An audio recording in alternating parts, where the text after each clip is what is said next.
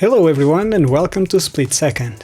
This week we receive another patron that's been supporting the show for 1 year now, Felipe Cabargas. He has also won our latest giveaway and is part of the team behind Tier 1 tournament. In this week's pod, Leite brought Nyubai's Breya's list, Cabargas is on his own Yidris Storm, David is piloting Mateus Nogueira's Freed Zaxara, and Baal is on Amaterasu's Vadrok Apex of the Tide.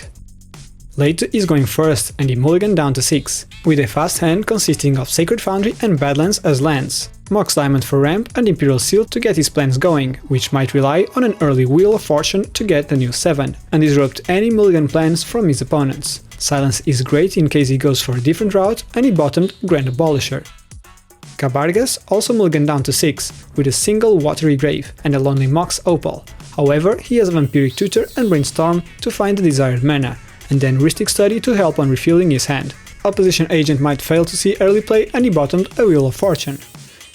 David kept his first 7, with a Swamp, Watery Grave and Overgrown Tomb for lands. Arbor Elf and Carpet of Flowers are good ramp, while Imperial Seal can get him Consultation or Tainted Pact to combo off with Jace Wielder of Mysteries, if he gets the necessary protection.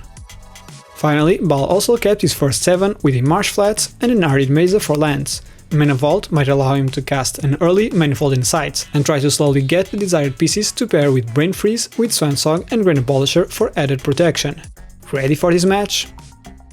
Leite starts with a top-decked Windswept Heath, cracking it for a Scrub land.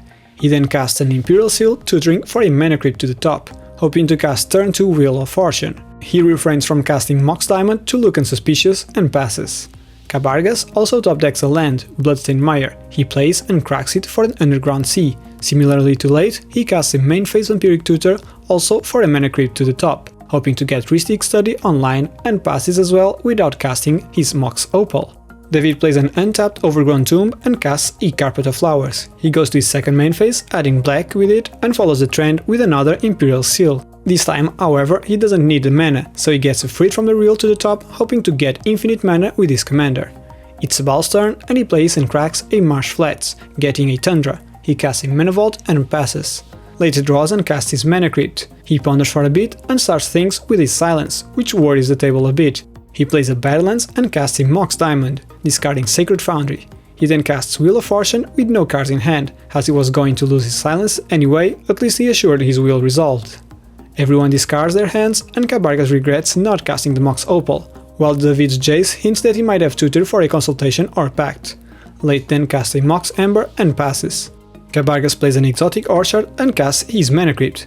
He follows that with a Gitaxian Probe, and unsure who to target, he goes for David, since he's the one whom no one knows what he tutored. He then casts a Senses Divining Top and activates it before passing. David adds 1 green with Carpet and plays a Snow-Covered Island. He casts an Arcane Signet and follows it with a Sylvan Library to refill his hand. He passes, and on Baal's turn he plays a Wooded Foothills and casts a Mox Opal. He follows it with an EZ Signet, turning the Opal's Metalcraft online. He then casts a Faithless Looting, discarding a land and a Savin's Reclamation. He then casts a Talisman of Progress and then cracks his Fetch to get a Volcanic Island, which despite the Carpet, one of the deck's lines relies on High Tide.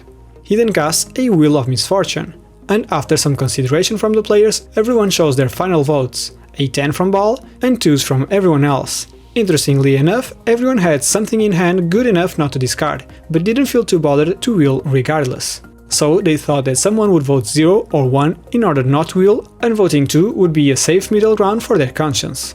Baal ends up being the only one to refill and passes, losing access to 2 free counter spells.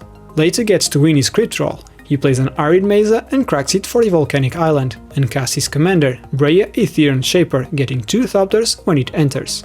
He then finishes his turn, and on Cabargas' upkeep he also wins a crit roll. He plays a Scalding Tarn and cracks it for a Badlands. He then activates Sensei's Divining Top and passes fully untapped. David draws an extra card from the library, paying 4 life. He adds 2 green from the Carpet of Flowers and casts Bloom Tender.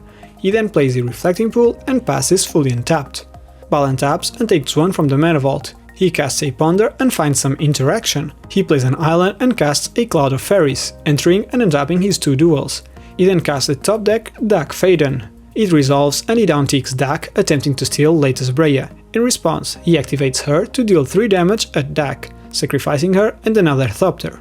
Baal passes, and on Leite's upkeep he wins the crit roll again. He plays a mountain and fires a time twister. However, as David has the tutored free from a reel in hand to win next turn, he responds with a Drown in the Lock, to which Leite doesn't flinch and responds with a Swan Song. It resolves, and with a new round of priority, Cabargas fires a Red Elemental Blast. Thinking about dealing with the Swan, however the table reminds him about Cloud of Fairies' potential, but in the end, since Twister will reshuffle the graveyard, he prefers to deal with a non-returning 2/2. A new round of priority goes, and Baal casts Snap on Bloom Tender, resolving and untapping 2 lands. With Twister still on the stack, Baal fires a Silence, so Leite doesn't dump a lot more on the field after the wheel. Twister resolves, and Leite sends his Thopter at Cabargas and passes. On his end step, Cabargas activates Top to reorder the recently shuffled library. His script spares him again, and he plays a Polluted Delta. He then casts Preordain and cracks the Delta for a Volcanic Island before passing again fully untapped. David pays no life for the Sylvan library and adds 3 black with a Carpet. It's not Adnau's mana, but instead he casts his commander, Zaxara the Exemplary.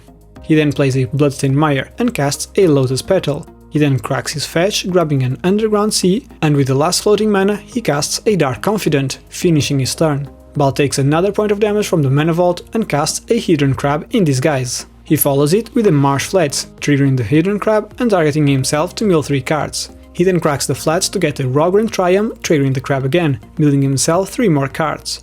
He then mutates Vadrok under Cloud of Fairies, which resolves, triggering and allowing him to cast a non-creature card from his graveyard with mana value 3 or less, so he targets his Frantic Search, drawing 2 cards, discarding 2 and untapping 3 lands. He then casts a Lotus Petal and attacks David with his mutated fairies before passing. Leite's die roll for the crypt comes out 6 for the 3rd consecutive time, winning it. He starts his main phase with a Gitaxian Probe, targeting Cabargas. He sees a hand packed in interaction and plays a Polluted Delta, cracking it for an Underground Sea. He recasts Breya, getting 2 more Thopters. He then casts a Lotus Petal and attacks David for 1 with a Thopter before passing.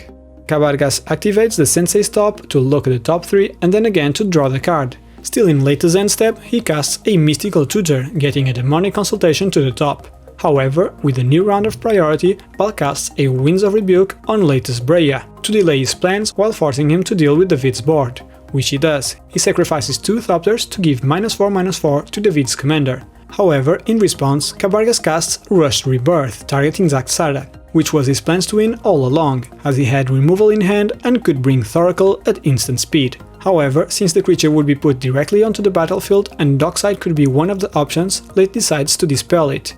Winds of Rebuke ends up resolving and everyone mills 2. Funnily enough, 2 Wheels of Misfortune from Leite and Baal. Cabargas gets to his turn and finally loses the crit roll. He plays a Misty Rainforest and cracks it for a Taiga. He casts his commander, Yidris Maelstrom Wielder, before letting David get to it. His Confidant triggers and he reveals a Flooded Strand.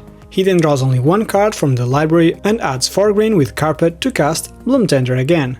He plays a Flooded Strand and cracks it for a Tropical Island. He recasts Zaxara and passes the turn. On his end step, Baal casts Thought Scour, targeting himself and drawing a card. He gets to his turn, takes 1 from the Mana Vault and casts a Spell Seeker, which enters and he tutors for a Silence, which he casts right away. Players probe themselves on interaction and it ends up for the V to cast Fluster Storm. In response, Baal casts a High Tide, planning to pay for the Fluster. However, Cabargas responds with his own Fluster, dividing the copies on each spell so Baal can pay for it successfully. He then plays a Gemstone Caverns, triggering the crab and milling himself for 3. He then attempts to mutate Lord Drakis on Cloud of Mutated Fairies in order to go off. However, Cabargas doesn't flinch with his Slaughter Pact on the fairies, so Lord Drakis enters as a normal creature and Baal passes with a single card in hand.